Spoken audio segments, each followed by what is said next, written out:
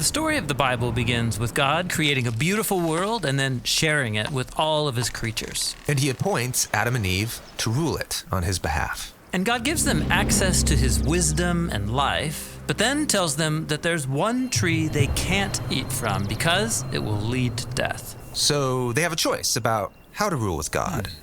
This kind of feels like a test. Well, that's because it is a test. But isn't that kind of cruel for God to test them? Well, not all tests are bad. Let's say there's a king who chooses you to fulfill a royal task because he wants to know if you are trustworthy. Well, I guess that's a test, but really it's an opportunity to do something important and noble. Right, but then let's say there's a rebel who hates the king and you. And he tries to convince you that you would be better off not doing what the king asks. Well, the rebel is setting a trap. Right, so a test could be an opportunity or a trap. And the difference is whether the one testing you has your best interests in mind. I see. And both types of tests appear in the beginning of the Bible.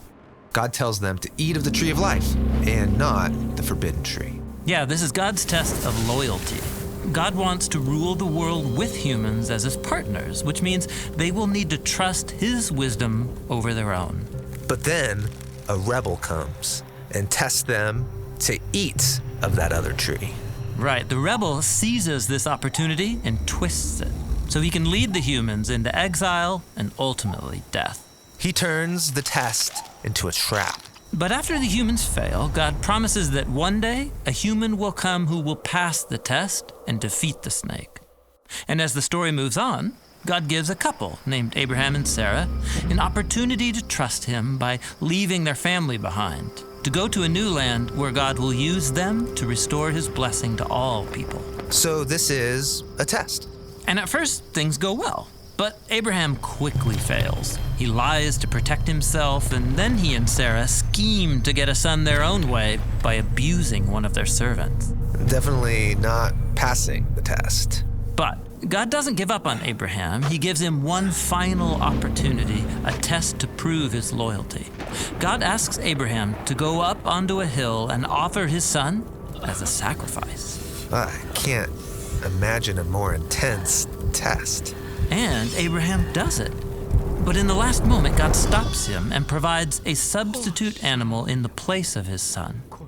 God then says he will fulfill his promise through Abraham's family because he passed this test. So Abraham passed this test, but he hasn't proven to be a fully trustworthy partner. We're still waiting for someone who can pass the ultimate test. Yeah, and as the family of Abraham grows and becomes a nation, God continues to test them. Like when the Israelites wander in the wilderness for 40 years. They have lots of opportunities to trust in God, to provide water or daily bread. But they instead blame God and even say that he trapped them in the desert to kill them. And so the rest of Israel's story in the Hebrew scriptures is pretty much the same. The Israelites don't trust in God and his promise. They're not loyal, and eventually the whole nation fails. So humans have an amazing opportunity to partner with God, but no one is really qualified. And so all of this brings us forward to Jesus. There's a story where Jesus goes into the wilderness for 40 days and 40 nights without food or water. Ah, yes, the wilderness.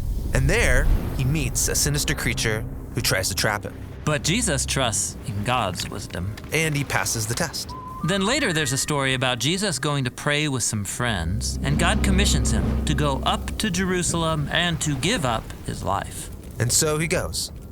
And on the night of his arrest, Jesus took his friends and went to a garden. And he told them to pray because tonight, he said, is the great test.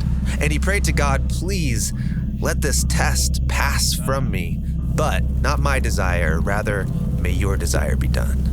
In this garden, Jesus shows us what passing the test looks like. He trusted in God's wisdom, he loved others more than himself, and he confronted evil with good. Even though it cost him his life. Right. Jesus offered his own life as a sacrifice to cover for all of the failed tests of his people Israel and of all humanity. Jesus passed the ultimate test on behalf of us all. This is amazing. But that doesn't mean everything is gonna be great in our lives. I mean, let's be honest, we're gonna face our own tests every day. Right. Jesus said every generation of his followers would have their own tests that will force them to trust God in radical new ways. And these tests can be difficult and often painful. But remember, a test from a good God is an opportunity. This is why James, a leader in the early Jesus movement, said that we should be grateful when we face tests and trials because they offer us a gift. It's an opportunity to surrender to God's wisdom and to become more like Jesus, the one who loved us and who passed the test on our behalf.